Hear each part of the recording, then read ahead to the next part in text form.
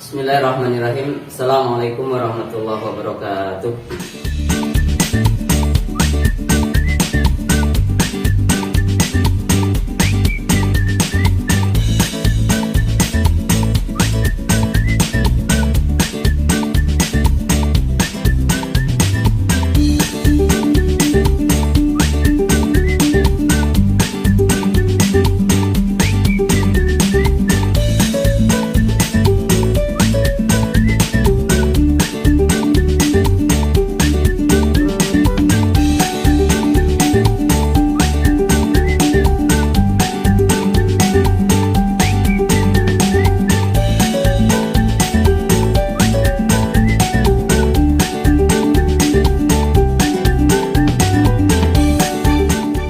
Alhamdulillah qadarna al-asma' fi hadzal makan asyhadu an la ilaha illallah wahdahu la syarikalah wa asyhadu anna Muhammadan abduhu wa rasuluh. Allahumma shalli wa sallim wa barik ala nabiyyina Muhammadin wa ala alihi wa sahbihi ajmain. Rabbi shrah li sadri wa yassir li amri wa hlul 'uqdatam min lisani yafqahu qawli wa ba'du. Pemirsa sekalian yang dirahmati Allah Subhanahu wa taala, alhamdulillah dalam kesempatan pagi hari ini Allah masih mempertemukan kita dalam channel Gunawan Karimah. Dan alhamdulillah telah hadir di channel Gunawan Karimah seorang pengusaha ayam ya Kang ya. Oke, Mas Heri Purnomo, Kang Tanto, alhamdulillah menyempatkan waktunya untuk sharing bersama-sama berbagi ilmu tentang dunia perayaman atau peteluran ya. Telur dalam dunia apa itu bisnis ternak ayam seperti itu. Berikutnya salat salam kita aturkan kepada baginda Rasulullah Muhammad sallallahu alaihi wasallam, Nabi akhir zaman yang kita tunggu-tunggu syafaatnya kelak di yaumul kiamah nanti. Terima kasih sekali lagi kepada Kang Tanto yang telah menyempatkan waktu di sela-sela kesibukannya. Setelah sekian lama kita mengkonfirmasi, baru hari ini bisa menyempatkan waktu untuk silaturahim, sharing ilmu. Mudah-mudahan Allah SWT memberikan keberkahan kepada kita semuanya. Allahumma amin.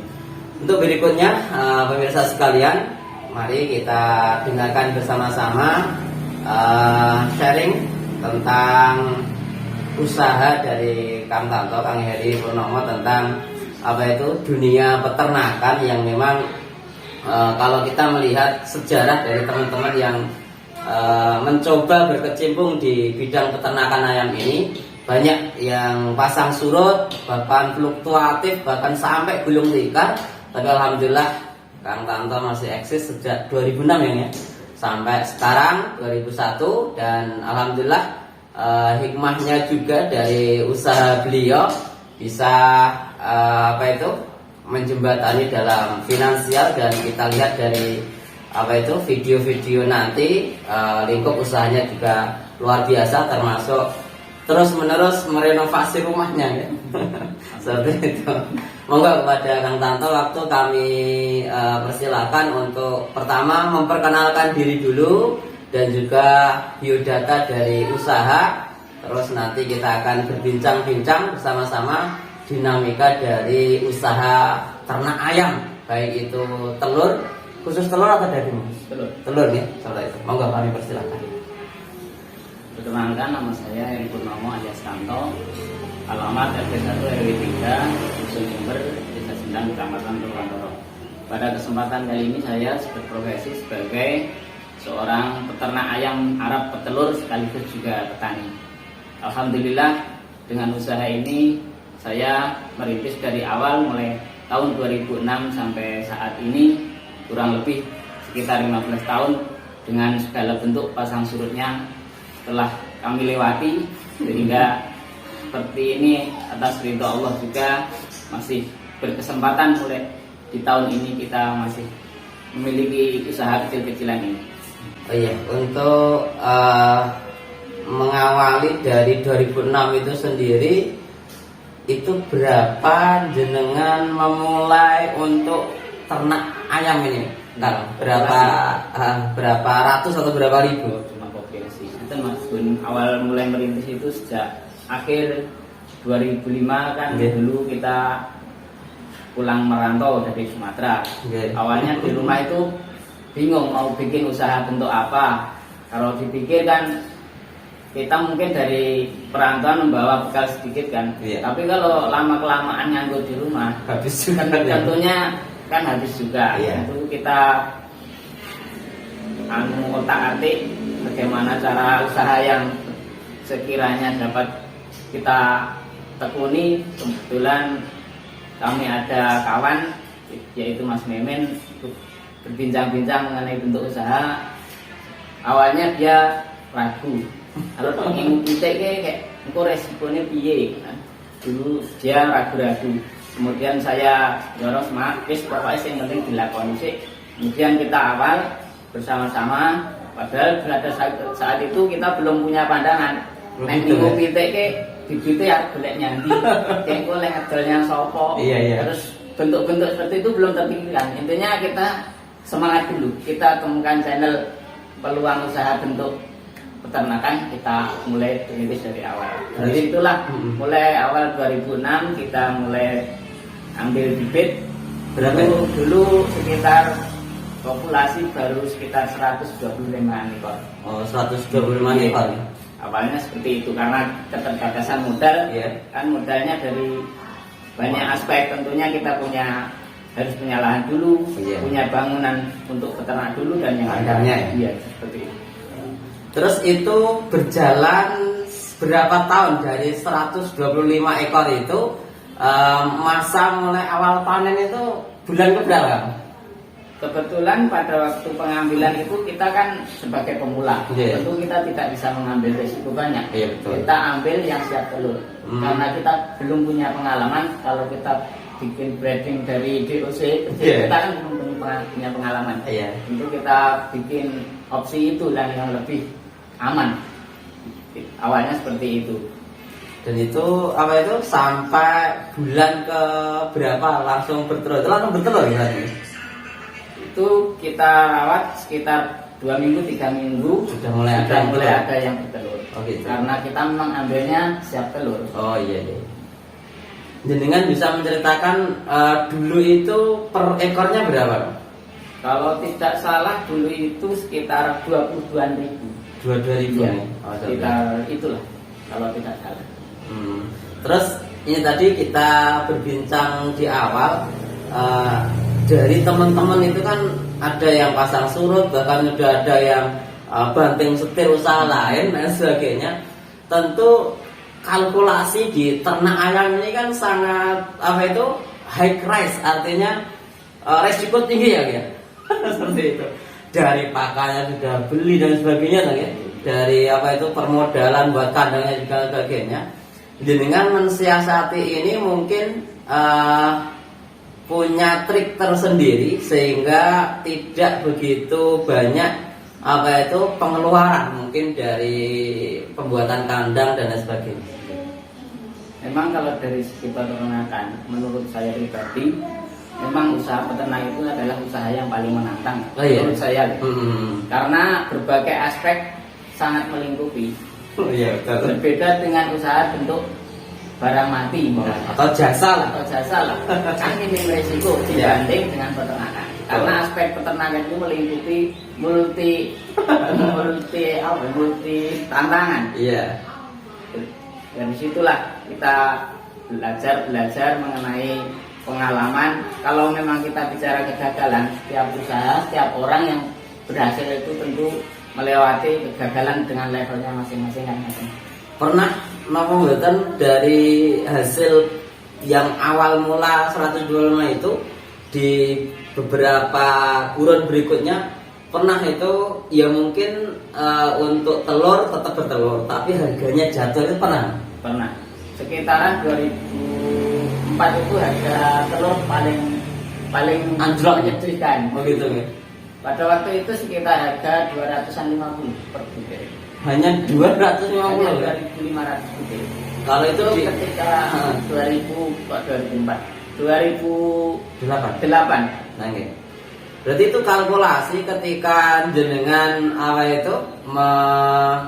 membuat salah satu paket list belanja, ketika sudah menghasilkan itu antara pemasukan dengan pengeluaran mungkin kan anjlok nih karena harga telur anjlok itu jenengan masih ingat nggak kisaran kerugian jenengan itu berapa? Kalau di kisaran penjualan telur mungkin pada saat itu mungkin ya hanya sekedar mentok lah istilahnya sambatan. Oh gitu. Yang paling menyedihkan itu sekitar tahun 2012 kalau nggak 13 itu populasi yang gagal. Kita mulai bibit DOC sekitar umur 3 bulan kita naik baterai kan pindah kandang. Itu baru sekitar 1 bulan itu kena virus gumboro. Populasi 500 itu tinggal 100 berapa ekor. Itu padahal kalau di nominal ya pada waktu itu sekitaran nominal 15-an. Gitu. Tapi ya di sini yang mau saya tanyakan, ketika diproses ini sendiri kan itu masalah sulit bagi ternak ayam ya. Karena kita melihat sendiri dari rekan-rekan kita sudah buat kandang, sudah hewannya juga tiba ketika terjadi hal seperti ini. Kita menamakan tsunami ternak ayam itu langsung gulung tikar. Tapi jenengan masih bisa akses itu bagaimana jenengan mensiasati atau sekiranya bangkit dari keterpurukan hal tersebut? Menurut pengalaman selama kami menggeluti usaha itu yang paling vital atau yang paling menentukan adalah manajemen. Iya betul, manajemen waktu, manajemen juga. keuangan dan manajemen tentunya dari segi spiritual kita. Yang paling penting. Karena menurut pandangan kami kalau di dunia peternakan kan yang kita handle kan benda hidup. Iya betul. Tentu ada 2 aspek, aspek mental dan aspek spiritual. Nek gur modal semangat, kita punya modal, kita tekun. Tapi kalau memang takdir berkata lain, betul. Itulah. Berarti karena kita tidak istilahnya menghandle usaha itu kita tidak bisa mengatur. Betul. Jadi titik poin yang dapat kita tangkap tadi manajemen waktu, manajemen keuangan dan juga manajemen spiritual. Ini menarik sekali. Kalau waktu tentu ini tidak cuma sambilan ya. Jadi kan punya usaha lain juga ya, selain petani juga selek juga ada. Terus jadi kan mengelaborasi juga dengan keuangan. Jadi perputaran uang itu juga harus mungkin jenengan nabung, saving atau lain sebagainya ya. Dan juga spiritual. Monggo jenengan bisa lebih detailkan sehingga pemirsa bisa menangkap poin ketika masa pandemi seperti ini juga lewat bincang-bincang ini tercerahkan dengan apa yang jenengan sampaikan. Monggo. Manajemen waktu tentunya kita harus punya alokasi waktu yang tepat. Oh gitu ya. Kalau misalnya kita di peternakan, kita fokus dulu di peternakan. Karena menurut saya kerja itu harus full fokus. Iya. Kalau istilah yang beranjak kan betul. Nanti tidak bisa selesai semua. Kita bisa fokuskan satu waktu ini harus totalitas. Nanti baru pindah ke fokus dan titik-titik yang lain. Itu menurut kami. Kemudian untuk manajemen kalkulasi keuangan, menurut kami memang secara mendasar karena usaha ini adalah bagi kami hanya istilah ketahanan ekonomi keluarga. Maka yang paling menjadi istilah acuan kita adalah memberdayakan keluarga. Kemudian ada sampingan untuk tabungan, karena kita yakin usaha ini tentunya belum tentu tahun depan atau tahun yang kedepannya bisa berjalan seperti ini. Tentu kita punya saving seperti itu. Dinamikanya sangat banyak seperti itu. Terus yang dimensi spiritual.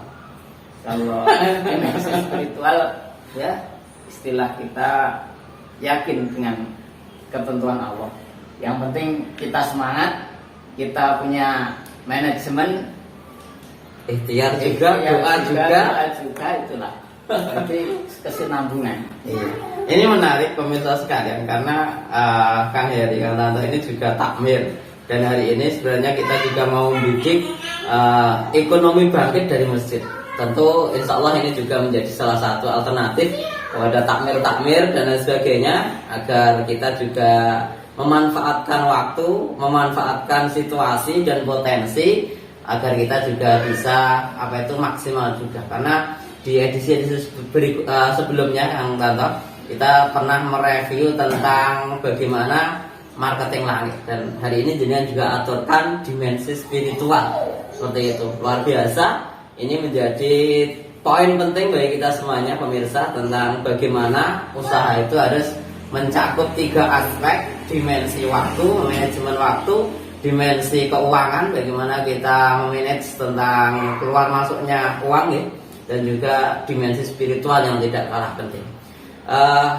Jenengan dari rentang 2006 sampai 2021 ini, mungkin jenengan juga tadi kan berbicara tentang pahit-pahitnya kan sesuatu yang paling disenangi dari semua aspek usaha, manakala laba juga luar biasa, harga baik, dan juga ROI juga bagus.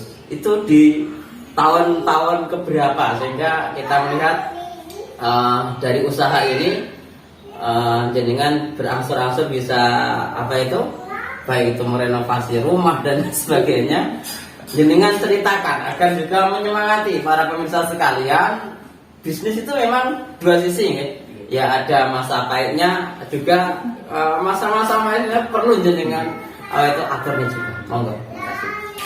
Kalau dari segi bisnis, kalau kita bicara tentang hasil, bukan berarti kan nek orang ngomongnya hasilnya lo dikira betul ya. Nek kalau kita bicara pahitnya saja dikira suka ngeluh kan gitu. Intinya ada poin seperti itu, memang harus seimbang. Awal-awal kita mulai beternak 1-2 tahun yang perubahannya belum begitu kelihatan. Kita berusaha dulu mengembangkan usaha itu mulai dari beberapa populasi kita naikkan gitu.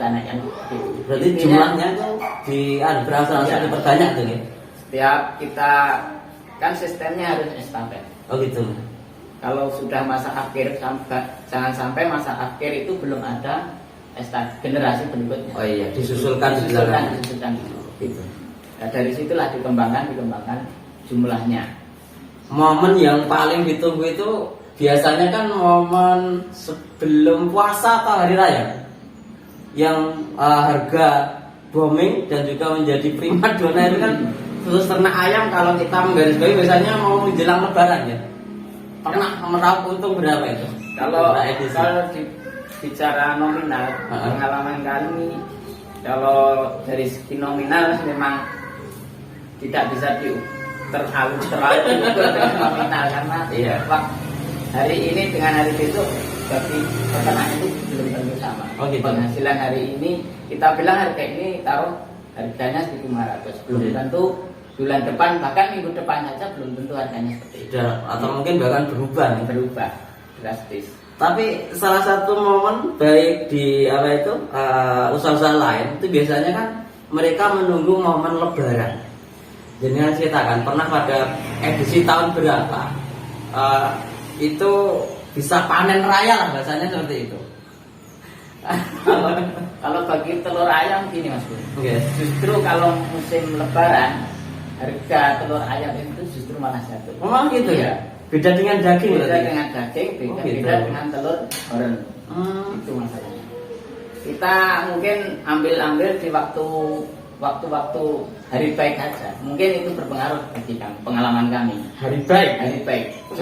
Justru malah kalau di tahun sebelum adanya pandemi itu bisa dipastikan kalau bulan Agustus dan bulan-bulan Ramadan itu justru malah jatuh. Oh gitu. Berarti malah kebalikannya. Maka dari itu kita memanfaatkan kesempatan momen waktu-waktu hari baik. Istilahnya semua mantu itu mungkin biasanya mendongkrak.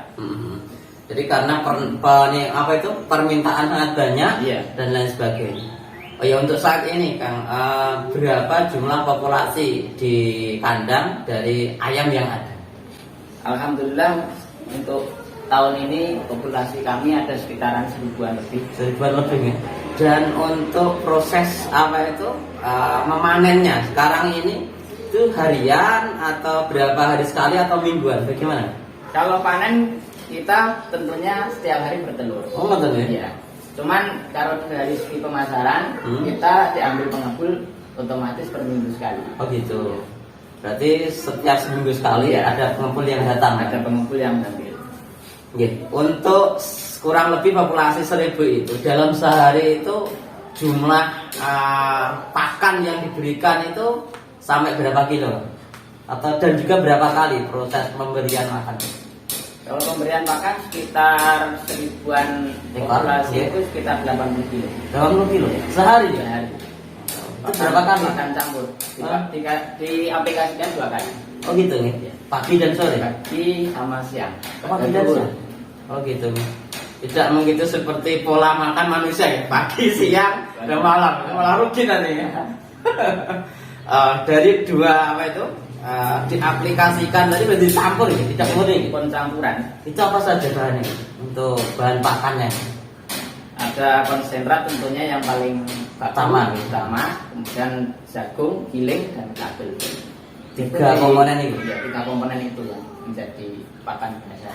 Berarti untuk mencampur itu ada mesinnya sendiri atau memang manual? Manual. Sementara masih manual. Kapasitasnya cuma sedikit. Oh, kalau gitu. kita sebut peternak itu sebenarnya ukurannya buatan kapasitas pulau Mas. Oh. Karena disebut peternak itu mungkin kapasitasnya 5.000 ke atas. Itu baru peternak. Menurut pandangan saya. Iya, saya kira yang disampaikan apa itu langsung pelakunya itu lebih pas daripada kita yang cuma sekedar apa itu berteori ataupun juga melihat dari jauh seperti itu. Terus begini, Kang Heri, untuk jenengan kan ini di masa pandemi ya. Jenengan bisa merasakan tidak perbedaan antara pandemi dan sebelum pandemi, baik itu satu dari harga telurnya sendiri, harga pakannya, dan juga bagaimana jenengan menyikapi dengan pandemi seperti ini. Dari harganya dulu. Kalau untuk harga sejak pandemi ini alhamdulillah masih terkendali, stabil. Tapi yang menjadi masalah Makan itu kosnya itu yang paling rasional. Kos biaya pakan itu yang menurut kami, karena pandemi itu kan dampaknya luar biasa. Bahkan harga-harga tidak cuma naik tapi berubah harganya. Yang terasa kan dari segi pakan. Begitu. Harga telur tidak berubah, tapi kalau pakannya berubah kan otomatis mempengaruhi. Mengurangi juga. Nah, itu Kos yang tinggi. Terus untuk pandemi sendiri tidak kesulitan untuk melempar telur yang sudah ada nih? Alhamdulillah bukan yang kesulitan. Justru kadang pada bulan kemarin sempat kita kekurangan karena permintaan tinggi. Alhamdulillah bulan kemarin itu menurut pengalaman saya justru pandemi itu harganya bagus nih. Sampai kita sering kalau beli di warung-warung itu tembus ada yang 24, 26 langsung ya. Seperti itu. Karena ayam Arab itu kan image-nya untuk kelas yang menengah ke atas. Kalau di supermarket kan namanya istilahnya ayam organik atau ayam kampung. Makanya pasaran distribusi kita kan channelnya tertentu. Benten kali ayam goreng mungkin bisa dijual bebas di warung-warung, di pasar-pasar. Berarti yang di apa itu warung-warung itu jenis horen, ayam negeri kalau orang bilang. Oh gitu. Tentu kita punya pangsa tersendiri ya. Istilahnya kalau di pulau kan mesti bakulnya tertentu. Bakul jamu atau ini kan karena image-nya memang sudah itu ayam kampung. Ada khasiatnya, vitalitas dan lain sebagainya. Gini, untuk berikutnya Kang Heri, untuk jenengan mensiasati tadi jenengan mengatakan yang dikatakan peternak itu adalah 5.000 ke atas. Maka untuk 1.000 ayam sendiri, bagi kita orang awam ini kan sesuatu yang udah banyak seperti itu. Jenengan tanpa ada karyawan yang memberdayakan seluruh anggota keluarga. Untuk stok pangan itu sendiri, jenengan membuat alokasi mingguan atau langsung 1 bulan sehingga apa itu menyimpan bahan pakan itu sudah banyak atau emang bagaimana selama ini yang berjalan? Kalau berdasarkan pengalaman kita tentunya mendatangkan karena sudah ada suppliernya. Yang menjadi kendala kami adalah di istilahnya jagung kan. Kalau jagung kan tidak di supplier. Oh iya. Itu kita cari sendiri. Inisiatif sendiri. Jagung dan kekurangan katuy. Kalau kacau kan punya selepan, nggak begitu masalah ya. Kalau Ini selepan kan belum bisa menghandle. Oh gitu kan. Ini perlu karyawan juga ya. Iya. Terus begini Kang Heri, untuk berikutnya mungkin jenengan mengantisipasi tentang jagung tadi. Apakah sebagai seorang petani sendiri jenengan lahan jenengan tanami sendiri, atau mungkin jenengan bekerja sama dengan petani jagung sehingga jagung itu juga didistribusikan ke sini, atau bagaimana? Kalau jagung ya tentunya kita punya lahan, kita berdayakan sendiri. Di samping itu kita menarik istilahnya lingkungan masyarakat. Kalau yang berniat jual jagung tentunya kita tampung gitu.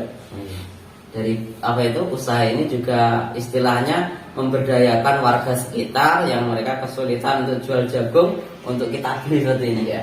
Dan inilah salah satu memang bentuk keberkahan, saling ta'awun, sehingga bisa menghasilkan. Yang penting dari setiap usaha itu adalah keberkahan ya, seperti itu. Untuk berikutnya Kang Heri, terus bagaimana jenengan bisa untuk menjadikan bisnis ini menjadi bisnis yang lebih berkembang lagi? Dari 1000 ini mungkin angan-angan ke depan mau ditingkatkan lagi, dan juga baik pengelolaannya ataupun kualitasnya, mungkin jenengan sudah ada wacana ke arah itu. Kalau skupnya menurut saya ya istilahnya kita masih bertahan dulu. Yang penting bisa bertahan di posisi sekarang. Karena ini pandemi ya. Karena apalagi terbentur masalah pandemi ini tentu menjadi tantangan tersendiri buat kita. Kalau memang pandemi ini memberikan apa itu pengaruh yang sangat signifikan, maka tentu jenengan juga mempunyai alternatif lain. Kalau kita melihat beberapa waktu lalu, jenengan juga durasinya di Selepan itu juga di sore ya Kang? Sore waktu itu, belum sawahnya atau mungkin lain sebagainya. Terus jenengan dari ketiga usaha ini, pola manajemen keuangan itu terstruktur satu pintu atau masing-masing itu ada pembukuannya atau gimana? Mungkin biar pemirsa juga mengetahui, karena hari ini banyak orang yang bilang seperti ini kan, saya ini usaha, alhamdulillah lancar, tapi uang tidak pernah pegang, ini sebagaimana gitu. Ya. Atau mencampur adukkan antara satu usaha, baik itu modalnya ataupun labanya, jadi bisa jenengan atur nih di pemirsa sekarang. Kalau dari segi keuangan tentunya kita harus punya plot masing-masing, oh gitu, agar tidak tercampur aduk. Iya. Karena sesuatu itu kalau bagi usaha peternakan kan lebih riskan. Tentunya itu yang paling lebih di titik beratkan di situ. Kalau yang lainnya kan sampingan. Jadi istilahnya nggih sing cilik-cilik kayak gue nyukupi budaya sing cilik. Oh gitu. Tapi dari segi peternakan sendiri harus mampu menghandle peternakan itu sendiri. Iya. Tadi jenengan bilang belum beres atau belum terus terang, dari laba yang terbesar itu itu di tahun berapa? Biar pemirsa itu juga istilahnya juga iya gitu. Di tahun 2018 alhamdulillah kemarin juga berhasil sehingga bisa terrealisasi untuk renovasi rumah, alhamdulillah. Saking 50 juta ya satu kali panen. Kalau panen kita kan diandalkan dari sekian, Mas. Kalau tembakan sistem bulan itu kan kita lewat breeding itu, jadi penjualan jantan itu kan bisa sekali full. Oh gitu ya? Iya. Tapi kalau dari segi telur sendiri kan tidak bisa. Ngentosi belum kok. Kalau di nominal kan bisa kan. Oh, tapi gitu. Kalau dari segi fullnya itu kan dari breeding itu, yang jantan itu. Bibitan itu kan kalau kita bikin istilahnya kita breeding satu lokal 500 betina, itu kita mendatangkan biosisnya 1000. Oh gitu ya. Nanti kan ada 50% jantan dan 50% betina. Dari situ mulai sampai 2 bulan kan yang jantan otomatis jadi ayam panggang. Dari situlah kita bisa istilahnya memfokuskan jumlah nominal keberhasilan dari situ. Kalau yang full loh, kan kelihatan. Itu kan bisa sekali jual. Tapi Iya. kalau telur kan per hari Oh gitu. Oke. Jadi kalau seperti cerita jenengan tadi itu bisa maksimal itu memanfaatkan yang gradingnya tadi ya, yang jantan tadi. Ya? Jantan itu. Kalau apa itu baik untuk tadi diceritakan grading itu pernah apa itu mendapatkan surplus yang luar biasa, tentu berarti mainnya itu di dua item ya, telur dan juga daging ya. Tapi daging itu khusus yang jantan gitu nih. Jantan kalau musim kita bikin polet, istilahnya siahan induan. Oh, Tapi gitu. kalau kita tidak sistem bikin induan, kita tidak punya jantan. Oh gitu. Kalau daging tentunya kita hasil akhir saja. Oh berarti Ya, yang penjualan di masa akhir akhir ya? saja. Oh gitu. Oke, terima kasih. Ini menarik sekali pemirsa sekalian. Jadi memanfaatkan dari setiap kondisi ketika sudah akhir dilempar, terus membuat baru lagi ya. Secara estafet terus gitu. Regenerasi bahasanya. Gitu. Oke.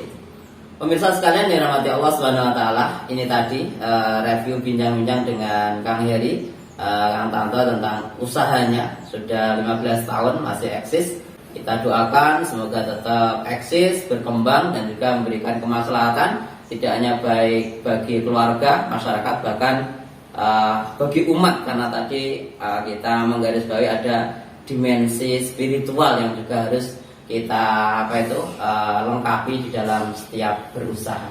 Terakhir kepada Kang Heri, mungkin Kang Heri bisa memberikan resep kepada pemirsa sekalian dari review sederhana tadi.